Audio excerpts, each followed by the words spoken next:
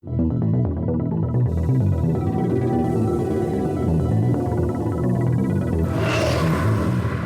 to Obscurus, your weekly dose of paranormal fiction. Every Wednesday, Obscurus features new short stories and serialized novels written by novelist, screenwriter, and voiceover artist Biswajit Banerjee. The realm of the paranormal stretches far beyond the usual horror story. So while you'll get to listen to lots of ghost stories on this podcast, there will also be many tales of lesser-known paranormal themes. To get us started, here is your host, Biswajit Banerjee.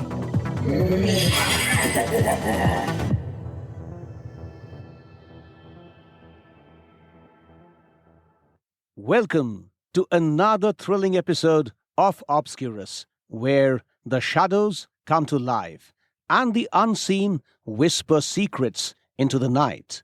I am your host, Biswajit Banerjee, and tonight we continue our journey into the dark and mysterious world of our serialized novel, She Wants to Kill. Get ready to be drawn into a world of suspense and mystery that will keep you on the edge of your seat. In our previous episode, we saw Ravi struggling to come to terms with the haunting note that mysteriously appeared on his desk. The tension escalated as he wrestled with the possibility of the bloodless girl's existence and the eerie message's implications. Bikash's skepticism only added to the complexity, making Ravi question his sanity. Tonight, in Chapter 9, the note is real, Ravi's ordeal deepens. As he confides in Bikash, we witness a compelling exchange that challenges Ravi's beliefs and sanity. The note's disappearance and reappearance add another layer of intrigue, leaving us to wonder whether Ravi's experiences are rooted in reality or are mere figments of his imagination. The suspense builds as Ravi and Bikash decide to investigate the mysterious message's origin at Prince Square. Before we dive into this gripping chapter, please visit our websites biswajitbanerjee.com and obscurus.buzzsprout.com for more exciting content and updates. Remember to subscribe to our YouTube channel, where you will find exclusive behind-the-scenes content, interviews, and more. We are also excited to announce that we will soon be on Patreon and other portals where you can support our creative endeavors. Your support will help us bring you more thrilling episodes, so please consider becoming a patron. Also, for those looking to improve their English-speaking skills, check out my interactive training program, Spoken English for Non-Native Speakers. This program is designed to help you gain confidence and fluency in English through tailored lessons and engaging sessions, making your learning journey enjoyable and effective. Now, let's dive into Chapter 9 of She Wants to Kill. The note is real. Get ready to be drawn deeper into Ravi's harrowing journey as he navigates the fine line between reality and the supernatural. Enjoy the episode.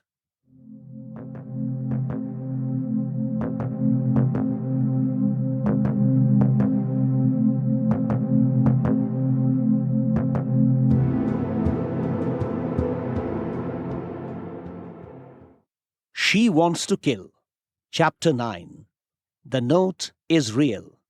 Written and performed by Biswajit Banerjee.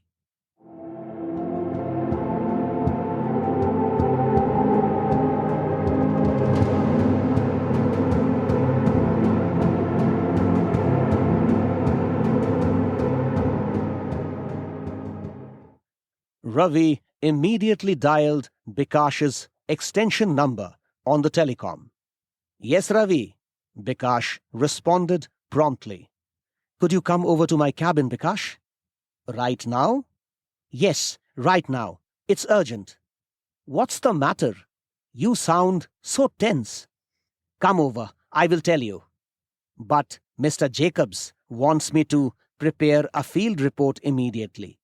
Your field report can wait, Bikash. There is something urgent that I need to discuss. Okay, I shall be right there. In a matter of minutes, Bikash was in Ravi's chamber. Ravi narrated everything that had happened since he had discovered the note on his table. Would you still say that the bloodless girl is an illusion? Ravi asked. Ravi, we cannot jump to conclusions, Bikash observed. How do you explain the cameras going blank in this part of the building? The cameras didn't go blank, Ravi. They are not working. That's all. There must be some technical reason. So you still insist that I am hallucinating. Perhaps I should have known you would never be convinced. I am not insisting on anything, Ravi, Bikash said. I am simply talking about possibilities. Do you also consider the possibility that the bloodless girl could be real? That question is not important now, Ravi. That is the only question that's important now, Bikash. Ravi raised his voice. For if she is real, which I believe she is, then I wouldn't be around for long. Don't say such things, for God's sake, Bikash said loudly. We hardly have enough data to arrive at a conclusion. However, one possibility is ruled out. You wouldn't be convinced, but I believe it is my responsibility as a friend to tell you the truth. That girl, I mean the bloodless girl, is not real. But who can write such a note? I have no idea. It could be a prank. Who would play such a prank, Bikash? I wish I had the answer, Ravi. By the way, you haven't shown me the note yet. Where is it? It is in the drawer, Ravi replied, pointing at the topmost drawer of the cabinet under the table on which his computer monitor was placed. Let me have a look. Ravi opened the drawer and looked through the papers but couldn't see the note. He looked for it again, but there was no trace of it. I kept it here, but I can't see it now, Ravi said, quickly rechecking his papers. Take it easy. Would you want me to look for it? You can. Bikash went over to Ravi's side and looked for the note but couldn't find it. Are you sure you kept it here? I am 100% sure. Nothing of the sort seems to be here, Bikash said again, looking through the papers in the drawer. It might have fallen from some opening at the rear of the drawer, Ravi said. I am afraid there is no such opening at the rear of the drawer. I am puzzled.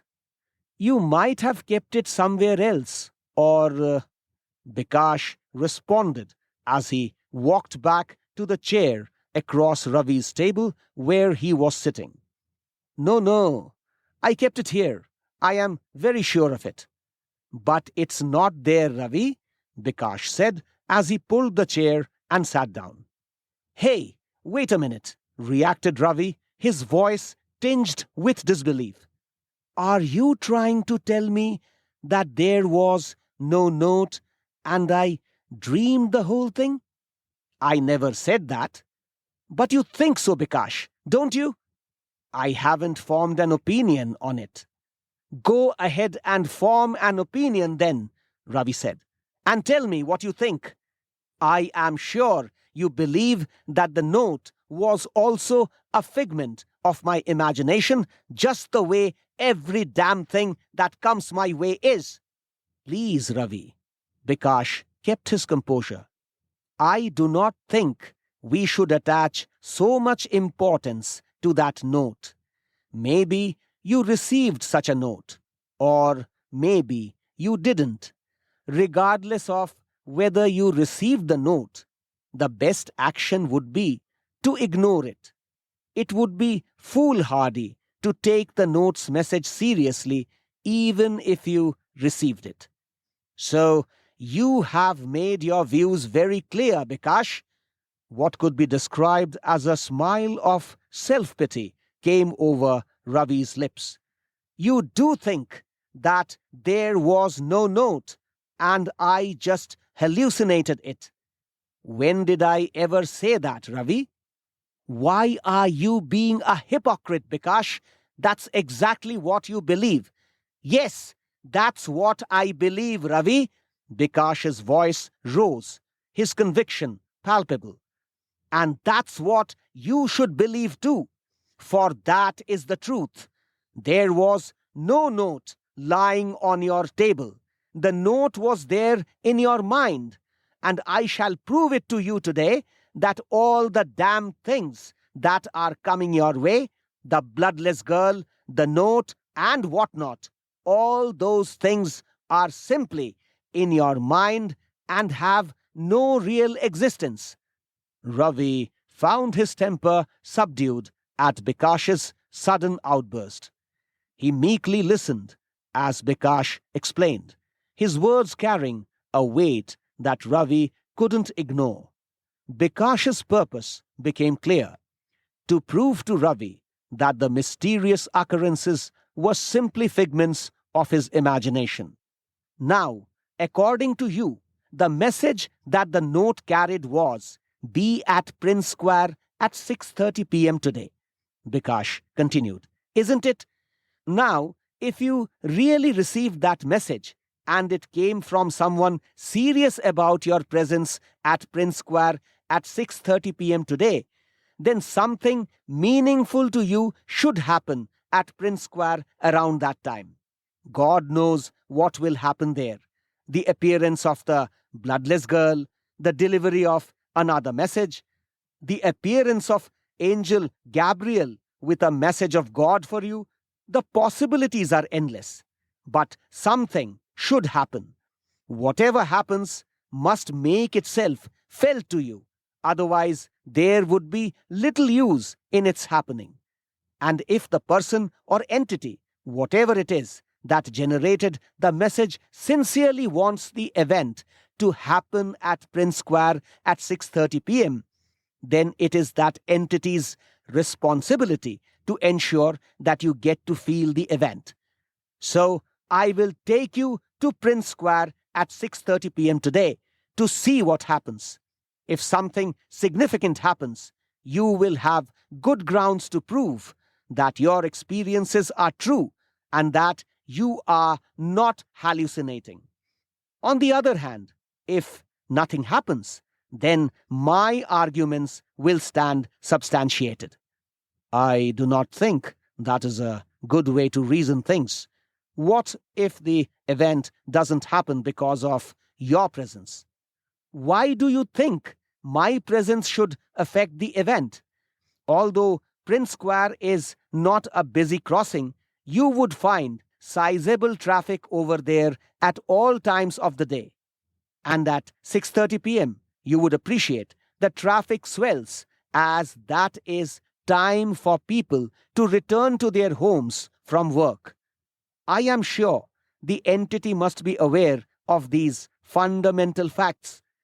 If the presence of other people is unlikely to affect the occurrence of the event, why should my presence matter? Ravi saw the logic in Bikash's argument and nodded. However, soon he found another line of reasoning. What if the event is meant just for my eyes? Ravi said. It is possible that only I will see it and nobody else.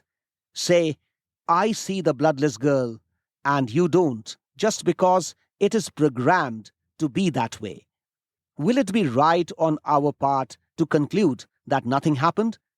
No matter what I say or do, Ravi, a look of frustration came over Bikash. You will always find a way to force your points through. So, what do you propose? Are we going to Prince Square in the evening or not? I think we should go, Ravi replied after some thought. But we should refrain from jumping to conclusions. Right then, we will be there in the evening. After Bikash left, Ravi thought about the note again and how it was placed on his table when he returned to his cabin. Did Bikash have a point? He wondered. Could the note be a hallucination? If it was real, where did it disappear? The fact that the note was to be found nowhere strengthened Bikash's arguments. Maybe he should shun his obstinacy and think from Bikash's angle. As his cogitations continued, his eyes fell on a small piece of paper close to the leg of his table. It looked familiar. "Oh, that's the note," he said to himself. He picked it up. Indeed, it was the note. So it was not a hallucination after all. Or was it? Could it be that he was still hallucinating? He took a close look at the note. The message was clear. Be at Prince Square at 6:30 p.m. today. Ravi placed the note under a paperweight on the table. He kept looking at it for a while. Then Ravi reminded himself of what he thought he should be doing when confronted with troubles of this nature last night. Time was ripe for making another autosuggestion. He ought to autosuggest to himself that the note did not exist. If that bit of paper were a hallucination, it would disappear if he correctly employed the technique of autosuggestion. This note simply does not exist. It is nothing but a construct of my mind, he said. The note, however, didn't dematerialize. Perhaps Ravi should close his eyes while making the autosuggestion, he reasoned. This note simply does not exist. It is nothing but a construct of my mind, Ravi now said, with his eyes closed. He opened his eyes to find the note still there. Ravi closed his eyes again and repeated the autosuggestion as though it was some mantra. And just like a mantra, it did have a calming effect on his mind. After a while, he began to believe there was no note on the table. Shortly, he was almost convinced that the note wasn't there. With the confidence that he wouldn't see it there, Ravi opened his eyes. But the piece of paper was very much there with its message. No, this can't be a hallucination. This is real, he whispered. Ravi picked up the paper and placed it in the chest pocket of his shirt. He had to show it to Bikash and prove to him, at least in the context of that note, that he had not hallucinated.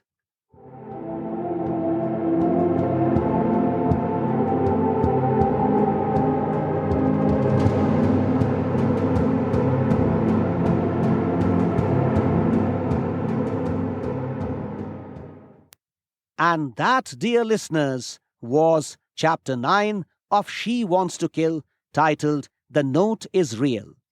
As Ravi grapples with the mysterious note and Bikash's skepticism, we find ourselves questioning the nature of reality and the extent of Ravi's torment. The note's puzzling disappearance and reappearance only deepen the mystery, leaving us eager to discover what awaits them at Prince Square. As we journey forward, brace yourselves for more spine-chilling encounters and unforeseen twists that will keep you perched on the edge of your seat.